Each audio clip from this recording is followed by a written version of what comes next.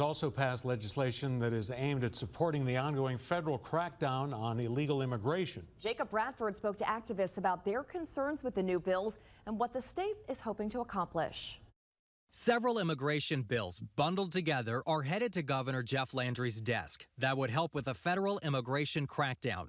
For immigrants and activists like Rachel Tabor with Unión Migrante, the bills spell nothing but heartache.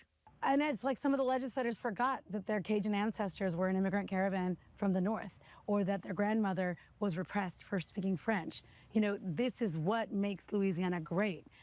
As national tensions spill over from California to Texas, Louisiana is the latest state to expand immigration enforcement, writing bills that promise cooperation with federal agencies. One measure could see local law enforcement and public leaders face jail time if they purposefully obstruct, delay, or ignore immigration enforcement. That would go against a lawsuit settlement agreement, banning the Orleans Parish Sheriff's Office from honoring detainer requests from Immigration and Customs Enforcement, unless there is a court order or in cases of violent crime.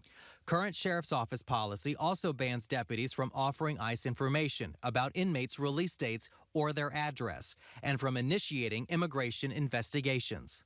The people of New Orleans have said loud and clear that they do not want the police or the sheriff to do ICE's job. Louisiana's Attorney General is challenging the Sheriff's Office policy. Another measure requires state agencies like the Departments of Education, Children and Family Services, and the Office of Motor Vehicles to verify, track, and report anyone illegally in the U.S. who is benefiting from state services. Tabor says with these bills making their way to the governor's desk, legal immigrants are now more likely to be afraid to go to law enforcement if they have a legitimate issue, and that could put certain communities in a dangerous situation. It's not about just immigrants being under attack. This is the United States being under attack. This is what our, ancestors, our grandparents, died in World War II defending against, right? There's a reason we have freedom of speech and right to assembly and our day in court, and these values are being eroded. So I think it's important that everyone get involved.